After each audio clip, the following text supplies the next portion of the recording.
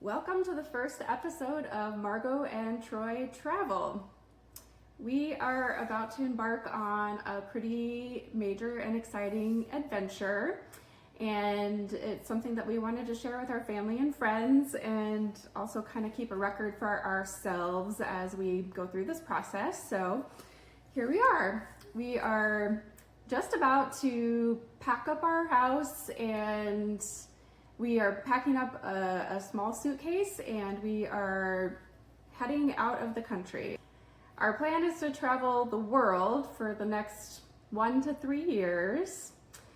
And so we just wanted to start because a lot of people have been asking us kind of similar questions as we've been talking to them and telling them what we're doing. So this episode, we kind of just wanted to answer a lot of those questions that people have had for us. So the first question that we get asked a lot is, why are you guys doing this? Where did this idea come from?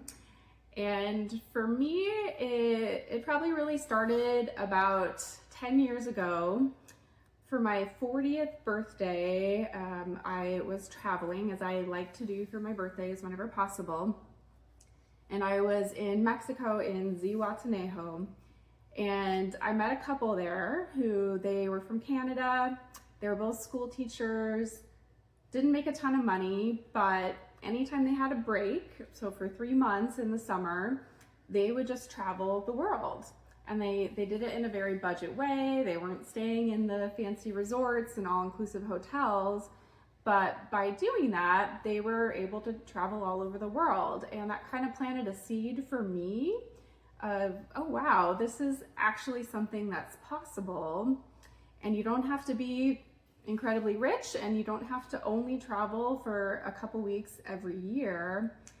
And so it's something that's always kind of rolled around in the back of my mind, and me being somebody who really just loves to travel and wants to see as many places that I can in my lifetime, this was something that was just a bucket list item for me. For me, I've always loved to travel as well.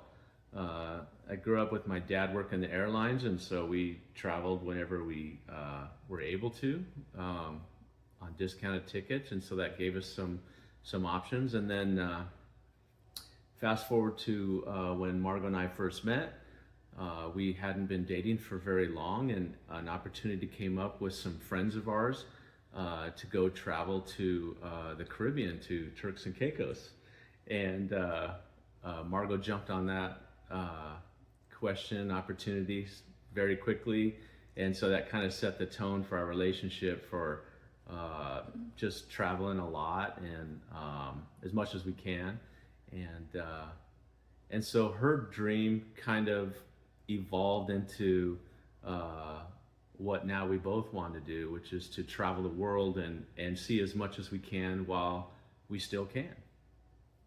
So when we first started coming up with this idea, actually Margo came up with this idea, we started following people on social media, on YouTube, and we found some folks that were doing what you call slow travel. And slow travel is when you live from country to country to country around the world, anywhere from a week to several weeks to a month or more at a time, and you just kind of keep roaming. And one of the folks that we traveled or followed the most on a travel channel is Brian and Carrie. They were a big part of our decision process and our planning process, and how we were able to figure out that, yeah, we could actually do this.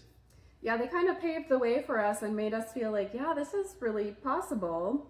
And we started researching and found out people are doing this outside of the United States for as little as $2,000 to $2,500 a month.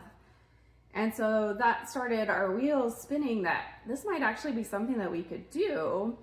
And Troy was eligible for retirement and gets a pension after working with the city.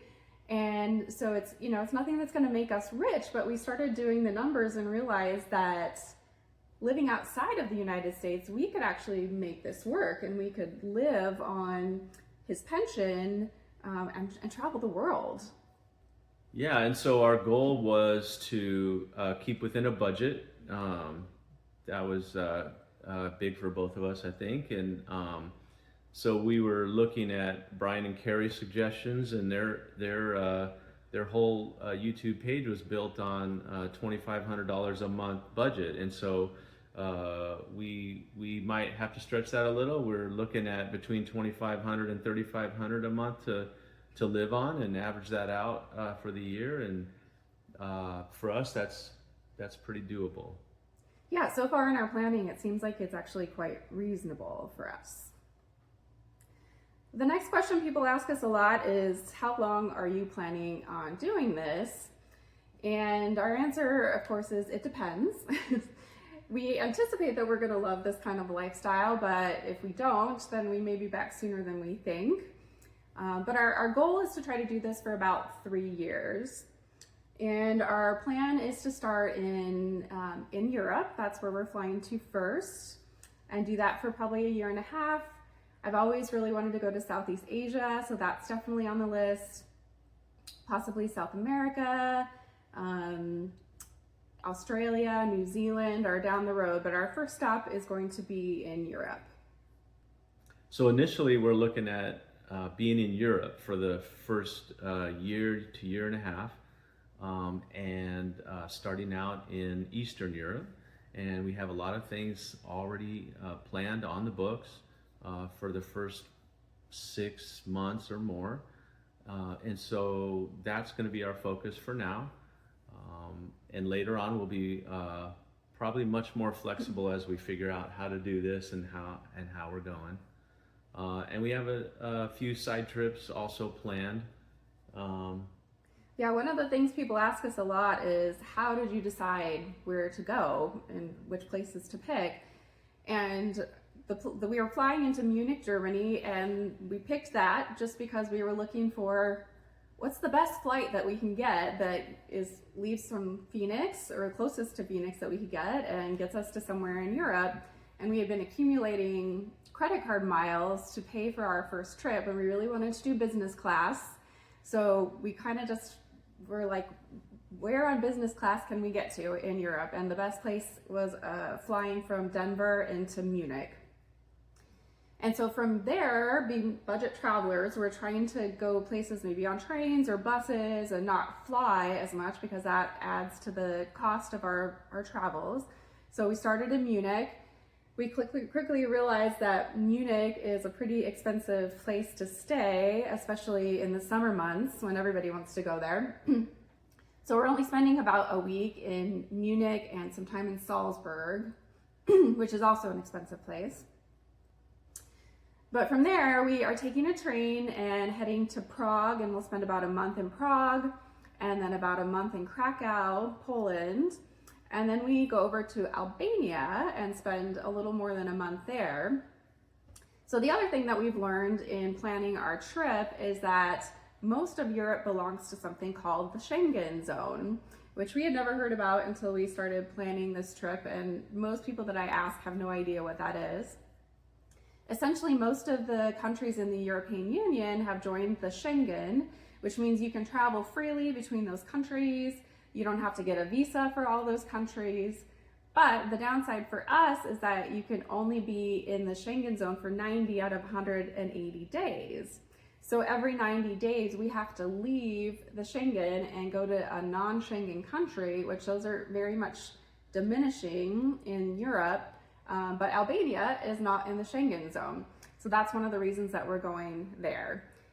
Which in some ways I'm really glad, because some of the places we're going we probably never would have picked, but they look just amazing and beautiful, and we're actually really excited to get to explore some of those places.